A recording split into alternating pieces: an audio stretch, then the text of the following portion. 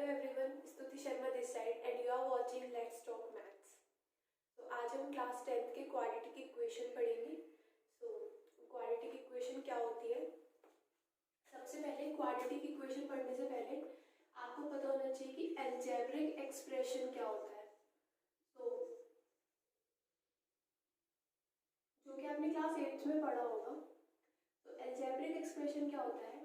कोई भी एक्सप्रेशन जो कॉन्स्टेंट्स, वेरिएबल्स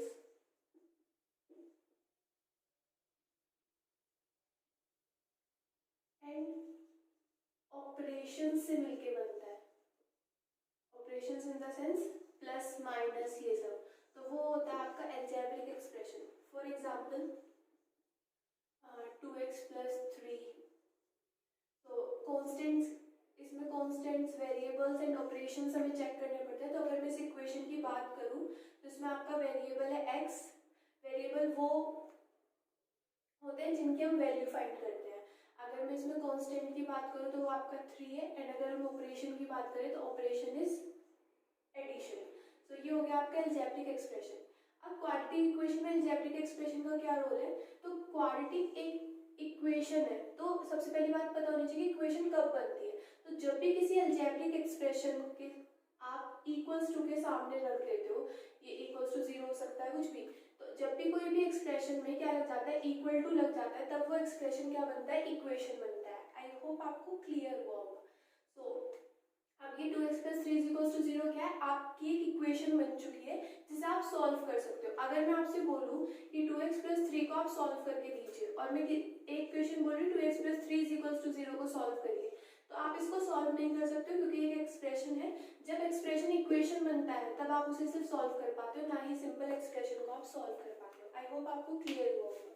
ठीक है, तो इसी से रिलेटेड अब हम क्या पढ़ेंगे? अब हम पढ़ेंगे कि क्वाड्रेटिक इक्वेशन क्या होती है. तो क्वाड्रेटिक इक्वेशन क्या होती है? अब जैसे मैंने बता दी कि इक्वेशन क्या है. अब क्वाड्रेटिक का मतलब होता है जिसकी डिग्री 2 हो. अब ये डिग्री क्या है?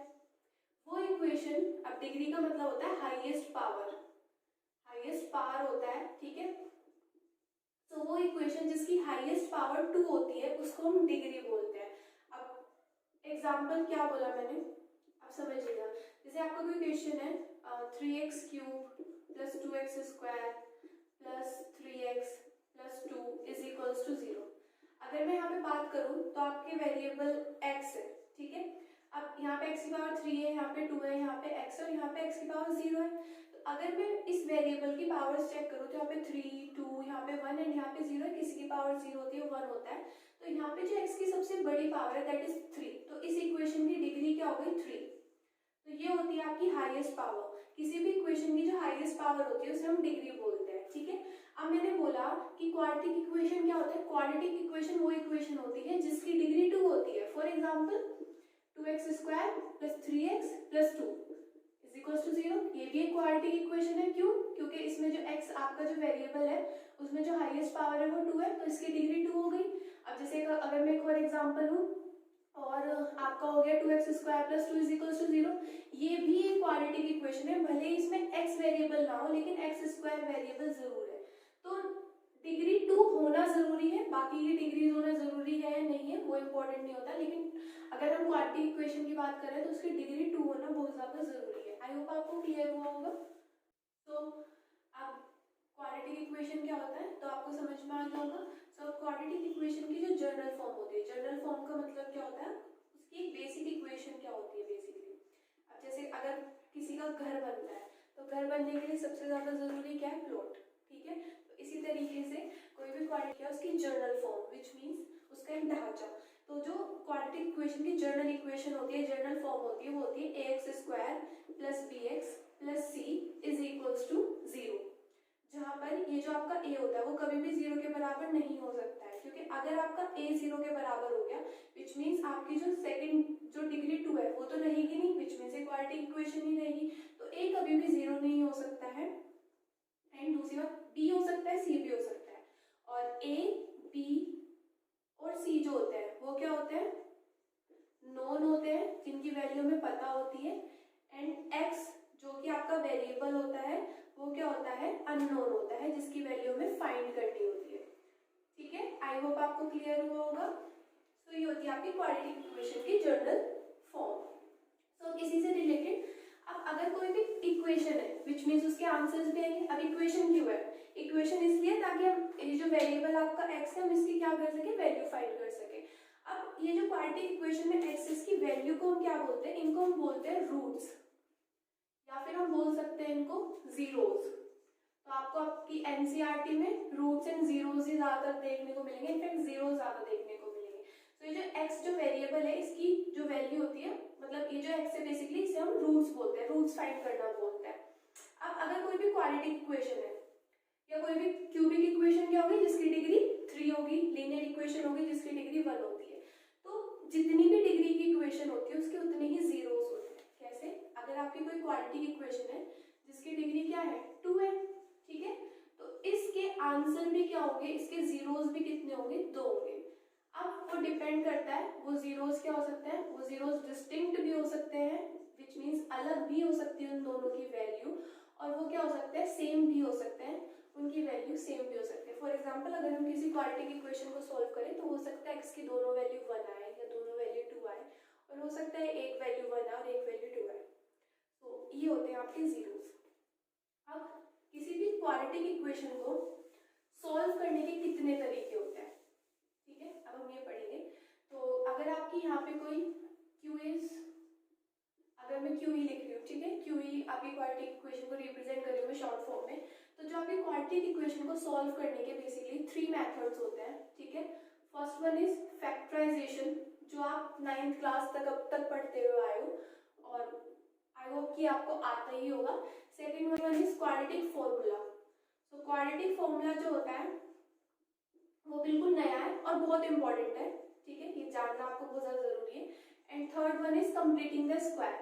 सो कंप्लीटिंग द स्क्वायर जो आपका मेथड है ये काफी टफ लगता है बच्चों को, लेकिन है एक्चुअल में काफी इजी, और जो 20 to 21 वाले बोर्ड के एग्जाम्स होंगे उसमें ये टॉपिक कट भी हो चुका है, लेकिन हमें फर्दर फ्यूचर का कुछ नहीं पता है तो हम कंप्लीटिंग द स्क्वायर मेथड भी सीखेंगे, ठीक है। तो हम एक इक्वेशन लेंगे और एक इक्वेशन से आपको तीनों ही मेथड से मैं आपको करके दिखाऊंगी, factorisation, quadratic formula and completing the square, ठीक है। तो चलिए आइए क्वेश्चन करते हैं। तो सबसे पहला आपका एक क्वेश्चन मैं लेती हूँ, यहाँ पे मैंने ले लिया क्वेश्चन नंबर फर्स्ट, ठीक है। अब मैंने जो क्वेश्चन लूंगी वो मैंने लिया है 2x square minus 8x minus 24 is equals to 0।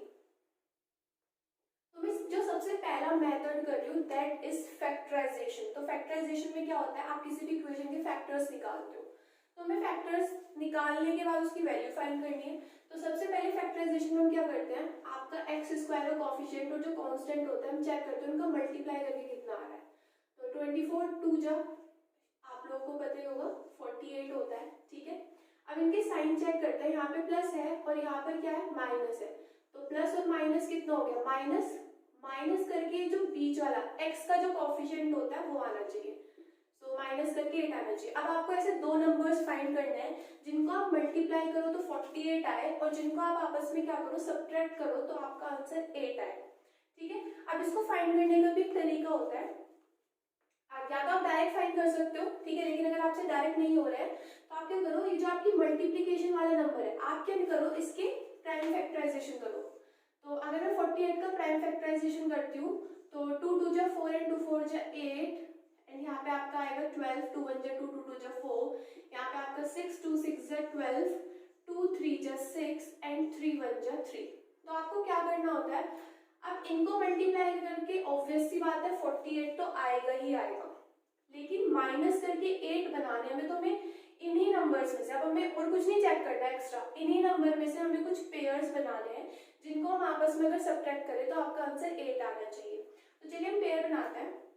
अगर मैं ये पेयर बनाती हूँ 2 2 जा 4 2 जा 8 एंड 3 2 जा 6, तो आपका 8 में 6 क्या, तो 8 तो बचेगा नहीं, 2 बचेगा, लेकिन 8 6 जा 48 तो जरूर होता है, ये तो हमें पता है, ठीक है। अब चलिए दूसरा बनाते हैं 3 2 जा 6 एंड 6 2 जा 12 एंड 2 2 जा 4, 12 4 जा 48 होता ही है, और 12 में से अगर हम 4 सब्ट्रैक्ट करेंगे तो answer will be 8। I hope आपको आपको क्लियर हुआ होगा। तो आपके जो फैक्टर्स बने हैं वो बने 12 एंड 4। तो आप इसको लिखोगे, आपका x square as it is रहेगा। और जो फैक्टराइजेशन होता है उसका मतलब होता है स्प्लिटिंग द मिडिल टर्म। जो आप बीच वाली टर्म है आपकी एक्स का जो कोफिशिएंट है उसको क्या करना है, स्प्लिट करना टू पार्ट्स में। तो हम इसको स्प्लिट करेंगे, उससे पहले हम -24 लिख लेते हैं, ठीक है। अब इसको कैसे स्प्लिट करते हैं वो भी चेक कीजिएगा। अगर आपका माइनस करके 8 आता है, यहाँ पे कुछ भी, यहाँ पे अगर माइनस हो, तो अगर यहाँ पे माइनस होता है तो इस वाले नंबर के पास इक्वेशन में एक्स के कोफिशिएंट के पास जो साइन होगा वो बड़े वाले के पास आएगा और उसका ऑपोजिट साइन जो होगा वो छोटे वाले के पास होगा। आपको क्लियर हुआ? अगर यहाँ पे आपका माइनस होगा तो x के कोफिशिएंट के पास जो साइन होगा वो बड़े वाले के पास जाएगा और उसका ऑपोजिट साइन छोटे वाले के पास आएगा। क्योंकि आपको पता है माइनस करके 8 आना चाहिए, तो 12 में से 4 गए 8 बचा और बड़े वाले का साइन होता है तो इसलिए 12 का साइन है। तो अब हम क्या करेंगे, दो दो के पेयर बनाएंगे। 2x बाहर कॉमन लिया तो यहाँ से आपका क्या बचा, x माइनस 6 प्लस यहाँ से आपका 4 कॉमन लिया, यहाँ से बचा x माइनस 6। अब अगर आपका क्वेश्चन सही है गलत है वो आपको पता चलेगा कि आपके जो दो ब्रैकेट होंगे दोनों सेम होंगे। तो x माइनस 6 में से दोनों में से कॉमन ले लूंगी और मेरा यहाँ पे बचेगा 2x प्लस 4। ये आपके हो गए फैक्टर्स, दैट इज फैक्टराइजेशन। आपको तो रूट्स फाइंड करने हैं, तो हम क्या करेंगे, क्योंकि इक्वेशन पूरी 0 के बराबर थी, ये सारे फैक्टर्स 0 के बराबर है, तो हम क्या करेंगे, इफ अगर x माइनस 6 को हम 0 के बराबर लेंगे तो x की वैल्यू क्या आएगी 6, एंड इफ अगर हम 2x प्लस 4 को 0 के बराबर लेंगे तो आपकी जो x की वैल्यू आएगी वो होगी -4/2, दैट इज -2। आई होप आपको क्लियर हुआ होगा, ठीक है। तो ये आपका मेथड हो गया, दैट इज फैक्टराइजेशन। सो ये जो वीडियो काफी लेंथी हो चुकी है, सो इसके आगे का जो भी पार्ट होगा वो अगली नेक्स्ट वीडियो में मैं आपको बताऊंगी, ठीक है। सो अगर ये वीडियो आपको अच्छी लगी है तो please like share and subscribe ज़रूर कीजिएगा, ठीक है। अपने जानने वालों को, जो भी आपके 9th 10th के साथ के बच्चे हैं, प्लीज़ उनके साथ ज़रूर शेयर कीजिएगा। Thank you for watching. Thanks for watching guys. अगर ये वीडियो आपको अच्छी लगी है तो प्लीज़ लाइक एंड शेयर कीजिए। Target is 50 likes and 10 subscribers. और अगर अच्छी नहीं लगी है तो प्लीज़ कमेंट सेक्शन में बताइए। I will improve it in my upcoming videos. Bye bye.